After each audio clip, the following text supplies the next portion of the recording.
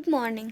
आज मैं आप सभी को components and factors affecting business environment के बारे में बताना चाहिए। मतलब कि हमारे बिजनेस को क्या क्या और कौन से फैक्टर्स होते हैं जो अफेक्ट करते हैं। लेकिन उससे पहले हम जानते हैं कि बिजनेस एनवायरनमेंट क्या होता है। What is business environment? Business environment refers to forces and factors which are outside the control of business, but these may affect its performance. मतलब कि जो हमारा बिजनेस एनवायरनमेंट है, बिजनेस है, वो कुछ फोर्सेस हैं और फैक्टर्स हैं जो हमारे बिजनेस के कंट्रोल में नहीं है। मतलब कि वो आउटसाइड है हमारे कंट्रोल के, लेकिन वो हमारे बिजनेस को इतना ज़्यादा अफेक्ट करते हैं कि वो हमें बहुत ज़्यादा लॉस भी देके जा सकते हैं। इसलिए हमें एनवायरनमेंट को और जो ये फोर्सेस हैं और फैक्टर को हैं उनकी प्रॉपर्ली स्कैन करना चाहिए, प्रॉपर्ली स्कैनिंग करनी चाहिए। अगर हमने प्रॉपर्ली स्कैनिंग करी है एनवायरनमेंट की, तो वो हमें बहुत ज़्यादा प्रॉफिट भी दे सकता है, वो जो चेंजेस हुए हैं एनवायरनमेंट में। इसलिए हमें एनवायरनमेंट स्कैनिंग हमेशा करते रहना चाहिए, क्योंकि वो हमें बहुत ज़्यादा प्रॉफिट देते हैं। अब हम पढ़ते हैं कि क्या क्या फैक्टर्स होते हैं जो हमारे बिजनेस एनवायरनमेंट को अफेक्ट करते हैं। There are two factors which affects business environment. क्या क्या है वो? Internal environment and external environment. अब हम पढ़ते हैं इंटरनल एनवायरनमेंट क्या होता है। It consist of various factors which affect business internally. इसका मतलब क्या है कि वो फैक्टर्स, वो फोर्सेस जो हमारे बिजनेस को इंटरनली, मतलब कि अंदर से इफ़ेक्ट करते हैं, इंटरनली इफ़ेक्ट करते हैं। और हमें एक बिजनेसमैन को इसको कंसीडर, मतलब कि इसको देखते रहना चाहिए कि क्या है जो हमारे बिजनेस को इंटरनली इफ़ेक्ट करता है। अब इसके भी कुछ कंपोनेंट्स हैं, कुछ फैक्टर्स हैं, वो देखते हैं क्या है जो इंटरनल एनवायरनमेंट को इफ़ेक्ट करते हैं। क्या है वो? पहला है स्ट्रेटजी। स्ट्रेटजी क्या होता है? Strategy is a blueprint of the organisation. मतलब कि ये जो है स्ट्रेटजी, इंटरनल एनवायरनमेंट में जो एक फैक्टर है हमारा स्ट्रेटजी, वो क्या होता है? वो हमारा ब्लूप्रिंट होता है ऑर्गेनाइजेशन का। जैसे कि अब हमने स्कूल करा था और अब हम कॉलेज में आए हैं, हमें भी कुछ ब्लूप्रिंट मिला है, हमें भी सिलेबस मिला। उसमें क्या लिख रहा है कि ये क्वेश्चन इतने मार्क्स का है, ये चैप्टर इतने मार्क्स का आएगा, इसमें से इतना आएगा। तो वो हमें ब्लूप्रिंट मिल गया ना, हमें अंदाज़ा हो गया, ताकि हम उसी हिसाब से पढ़ें और अपने गोल को अचीव कर सकें। हमें मार्क्स लाना हमारा गोल है, ऐसी ऑर्गेनाइजेशन भी एक गोल बनाती है। तो जो ये स्ट्रेटजी होती है वो एक ऑर्गेनाइजेशन का गोल अचीव करने में हेल्प करती है, ऑर्गेनाइजेशन का गोल अचीव करने में हेल्प करती है। और जो मैनेजर है वो उसी हिसाब से अपनी स्ट्रेटजीज़ को चेंज करता रहता है। नेक्स्ट क्या है? स्ट्रक्चर। स्ट्रक्चर क्या होता है? Structure is a relationship between different levels of management and share holder and BOD, that is board of director. ये जो होते हैं हमारे manager, share holder, BOD, board of director, ये हमारे टॉप लेवल मैनेजमेंट होती है। तो ये जो होती है हमारी टॉप लेवल मैनेजमेंट, ये ही हमारे बिजनेस का, हमारी कंपनी का स्ट्रक्चर बनाती है। अगर इनके बीच का रिलेशनशिप अच्छा है तो हमारी कंपनी का स्ट्रक्चर भी अच्छा है। तो इसलिए इन्हें समझना चाहिए, टॉप लेवल मैनेजमेंट को, इनको अपना बॉन्ड इतना अच्छा करना चाहिए ताकि इनकी कंपनी का स्ट्रक्चर भी अच्छा हो। Next, personal capability. ये क्या होता है? इस recruiting, training and development of personnel.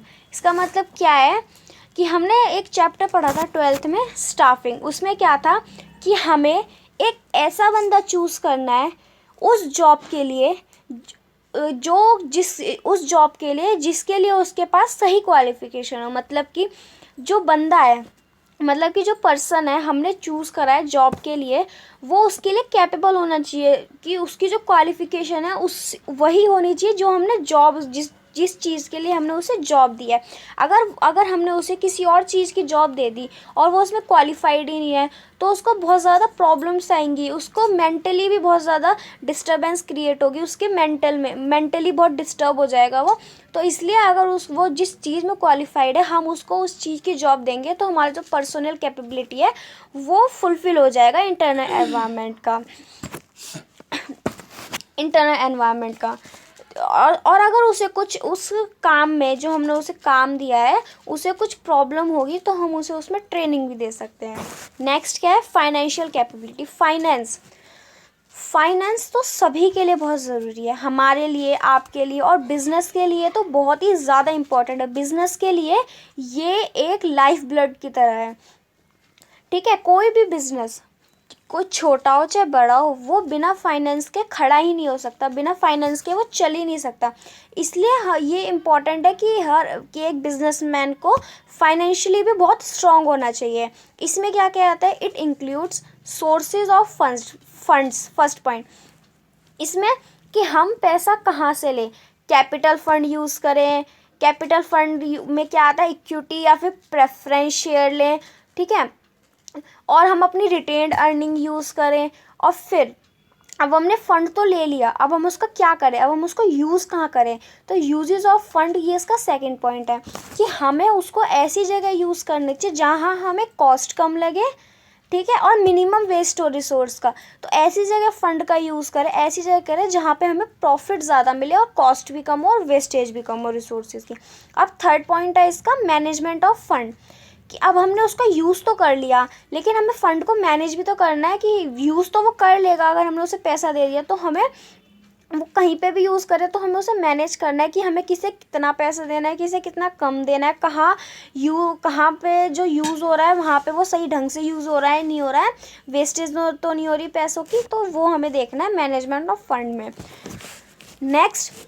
Next क्या है, मार्केटिंग कैपेबिलिटी। मार्केटिंग कैपेबिलिटी और efficiency of a company depends upon its marketing resources. मतलब कि ये जो हमारा मार्केटिंग कैपेबिलिटी है, ये पूरा का पूरा डिपेंड है हमारे मार्केटिंग रिसोर्सेज पे। मतलब कि जैसे कि अगर हमारे कंपनी की मार्केटिंग अच्छी हुई है तो हमारा जो मार्केटिंग कैपेबिलिटी है, जो ये इंटरनल एनवायरनमेंट का ये फैक्टर, वो ऑटोमेटिकली क्रिएट हो जाएगा, वो अच्छा होगा। तो इसलिए अगर हमारी कंपनी की ब्रांडिंग, लेबलिंग, ये सब अच्छी है, पैकेजिंग अच्छी है, मार्केटिंग अच्छी हुई है, कस्टमर को हमने सही से समझा है, उसके मुताबिक हमने प्रोडक्ट बनाया है, तो कस्टमर भी सेटिस्फाई होगा, तो हमारे कंपनी की गुडविल भी रहेगी। तो ये जो मार्केटिंग कैपेबिलिटी है वो पूरी की पूरी डिपेंड करती है मार्केटिंग रिसोर्सेज पे।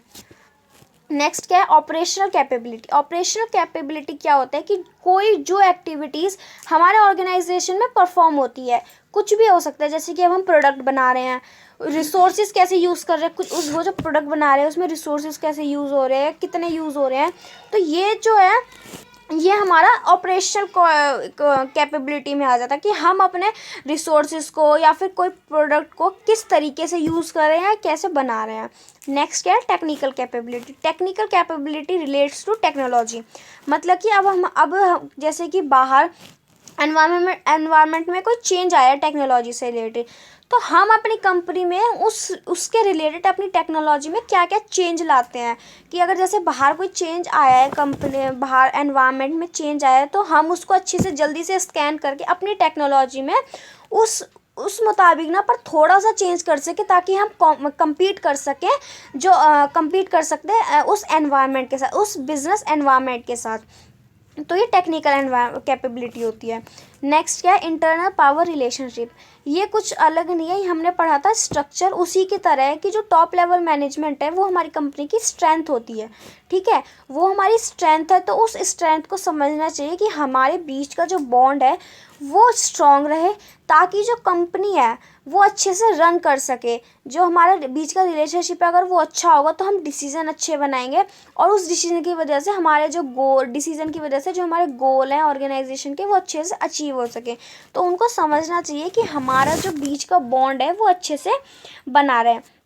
तो ये सभी फैक्टर्स हैं जो हमारी कंपनी को इंटरनली इफेक्ट करते हैं। अब हम पढ़ते हैं एक्सटर्नल इन्वायरमेंट। ये क्या होता है, जो हमारी कंपनी को बाहर से इफेक्ट करते हैं। मतलब कि वो उसका जब वो बाहर से इफेक्ट करते हैं तो हमें उसके बारे में जल्दी से तो नहीं पता चलता, लेकिन बाद में वो हमारी कंपनी को बहुत ज़्यादा इफेक्ट करते हैं। अगर हमने उसको अच्छे से नहीं समझा, अच्छे से स्कैन नहीं करा एक्सटर्नल इन्वायरमेंट को, तो हमारी कंपनी को बहुत ज़्यादा इफेक्ट करते हैं, बहुत ज़्यादा लॉस भी देखे जा सकते हैं। जैसे इसका एग्जांपल है इम्प्रूवमेंट इन प्रोडक्शन टेक्निक्स। जैसे कि अब कि कोई भी प्रोडक्शन टेक्निक्स में चेंज आया है बाहर की, जैसे कि कोई भी कस्टमर है, कोई भी कंज्यूमर है, उसकी डिमांड चेंज हुई है। जैसे कि पहले सेकंड पॉइंट पढ़ते हैं, fluctuation in level of demand, कि हमारा जो कंज्यूमर है उसकी डिमांड जो है ना वो चेंज होती रहती है, फ्लक्चुएट होती है। कि जैसे कि अब उसका दिल किसी चीज़ पे आया है, फिर उससे उसका मन भर जाएगा तो वो किसी और चीज़, जैसे पहले हमने मैम ने बताया था कि सभी सलवार पहनते थे, लेकिन अब सबकी चॉइस उससे हट गई है, उसकी प्रेफरेंस सलवार से हट के प्लाजो पे आ गई है। तो ऐसे ही किसी और चीज़ पे है, तो कंज्यूमर की जो डिमांड है वो चेंज होती रहती है। और जैसे कि अब ये डिमांड चेंज हुई है, उसके अकॉर्डिंग हमने प्रोडक्शन की, अपनी टेक्निक्स में इम्प्रूव करा, तो हम compete कर पाएंगे एनवायरनमेंट्स, और अगर नहीं करा तो नहीं कर पाएंगे। तो यही है ये दोनों पॉइंट। और change in law and regulation, जैसे कि हमारी गवर्नमेंट चेंज हुई है तो वो कुछ लॉ में भी वो करती है, चेंजेस करती है, रेगुलेशन चेंज करती है, तो उस वजह से भी हमारे एनवायरनमेंट को बहुत ज़्यादा हार्म हो सकता है। जैसे कि अब पहले वाली गवर्नमेंट है, उसने किसी चीज़ पे लीगली कोई वो नहीं कहा था कि आप लीगली कुछ लो या फिर ना लो, अगर आपको कुछ एस्टेब्लिश करना है, कहीं बिजनेस वो करना है। लेकिन दूसरी गवर्नमेंट है, उसने कहा आपको, आप कहीं पे भी कुछ छोटा सा भी काम करोगे उसको आपको लीगली डॉक्यूमेंट्स बनवाना पड़ेगा, लीगली कुछ लेना पड़ेगा, तो वो सब है। अब आता है हमारा टाइप्स ऑफ एक्सटर्नल इन्वायरमेंट, कि हमारे जो एक्सटर्नल इन्वायरमेंट है उसको भी क्या क्या इफेक्ट करता है, वो है micro environment and macro environment. इसका मतलब क्या है, it is related to small area, मतलब कि जो माइक्रो है, माइक्रो मतलब हमने पढ़ा था, माइक्रो मतलब छोटा, ये हमारे छोटे एरिया को, छोटे पोर्शन को रिलेट करता है, ठीक है। ये हमारी कंपनी को डायरेक्टली इन्फ्लुएंस करता है। जैसे कि अब हमारे कॉम्पिटिटर्स हैं, कॉम्पिटिटर मतलब कि जैसे कि अब हम हैं और हमने ये, जैसे कि किसी मैगी का बिज़नेस कर रखा है, कोई और कंपनी है उसने हिप्पी का बिज़नेस कर रखा है, अगर उसने अपने प्राइस में कुछ चेंज लाया है तो वो डायरेक्टली हमारी कंपनी को इफेक्ट करे। हमारे जैसे कि अब हम तो उसी प्राइस पे बेच रहे हैं और उसने अपना प्राइस कम कर, तो जो कस्टमर है वो उसकी तरफ अट्रैक्ट हो जाएंगे, तो वो जो हमारा कॉम्पिटिटर है वो इन्फ्लुएंस करता है कस्टमर को हमारे से हटके वो उनकी तरफ जाए। तो ये एक बहुत बड़ा वो होता है कॉम्पिटिटर, जो हमारे माइक्रो एनवायरनमेंट को, एक्सटर्नल एनवायरनमेंट के माइक्रो एनवायरनमेंट को बहुत ज़्यादा इफ़ेक्ट करता है। अब आता है हमारा कंज्यूमर तो वो हम पहले से भी पढ़ते आ रहे हैं कि उसकी डिमांड ही इतनी चेंज होती है कि अगर जैसे कि हमने कुछ प्रोडक्शन करी है और कंज्यूमर की डिमांड चेंज हो गई, उसको हमारा प्रोडक्ट पसंद नहीं आया, तो जो वो है वो हमारा वेस्टेज हो गई उस प्रोडक्ट की, तो उससे हमें लॉस होगा। और कस्टमर का तो कुछ भी नहीं है, उसकी तो डिमांड है भाई, वो तो उसकी तो नीड सेटिस्फाई नहीं होगी जब तक, वो तो कुछ ना कुछ करता ही रहेगा। तो इस वजह से कंज्यूमर में बहुत बड़ा इफेक्ट करता है हमारे उसको, एनवायरनमेंट को। थर्ड इज सप्लायर भी हमारा बहुत ज़्यादा इफेक्ट करता है एनवायरनमेंट को, इसलिए हमें सप्लायर से जो हमारा रिलेशनशिप है वो अच्छा रखना चाहिए। अगर हमारे बीच सप्लायर और हमारे बीच का रिलेशनशिप अच्छा होगा तो हमें ज़्यादा हार्म नहीं करेगा, मतलब कि वो जो है जो हमें इफ़ेक्ट नहीं करेगा और हार्म भी नहीं करेगा। क्योंकि अगर हमारे सप्लायर के साथ इफ़ेक्ट वो क्या कहते हैं, रिलेशनशिप अच्छा नहीं है तो क्या होगा, मतलब कि अच्छा नहीं है तो वो हमें रॉ मटेरियल नहीं देगा किसी दिन, और फिर हमारे प्रोडक्शन नहीं होगी तो हमारा माल नहीं बनेगा, तो इस वजह से वो बहुत ज़्यादा हार्म करेगा, हमें इफेक्ट करेगा। इसलिए सप्लायर से रिलेशनशिप होना हमारा बहुत ज़रूरी है। नेक्स्ट आता है ऑर्गेनाइजेशन तो खुद एक एनवायरनमेंट क्रिएट करता है। जैसे कि अगर हमारे ऑर्गेनाइजेशन में एनवायरनमेंट अच्छा है कि लोग टीम स्पिरिट के साथ काम करते हैं, ठीक है, कहीं पे भी कोई बायसनेस नहीं है, तो हमारी कंपनी का एनवायरनमेंट अच्छा है, ठीक है, तो वहाँ पे एम्प्लॉयज़ आएंगे, खुशी खुशी काम करेंगे। और अगर वहीं पे हमारी कंपनी का एनवायरनमेंट अच्छा नहीं है, सब अनबायस्ड है, वहाँ पे गाली गलौज चल रही है, मतलब ऐसी कुछ भी चल रहा है, तो वहाँ पे एम्प्लॉयज़ वहाँ से चला जाएगा, तो हमें बहुत नुकसान हो सकता है। अब आते हैं हम मैक्रो लेवल पे।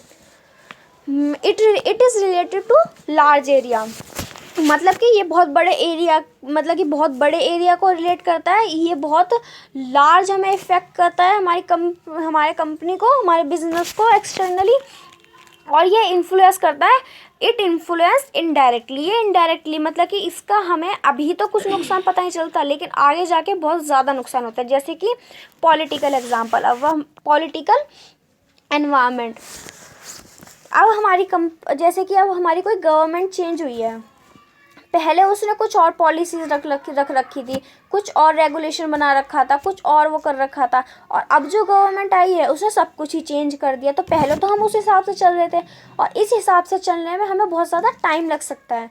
तो ये जो है ये हमें बहुत ज़्यादा इफ़ेक्ट करता है, ये हमें बहुत ज़्यादा लॉस भी दे सकता है। नेक्स्ट हमारा इकोनॉमिकल एनवायरनमेंट, इसका मतलब क्या है?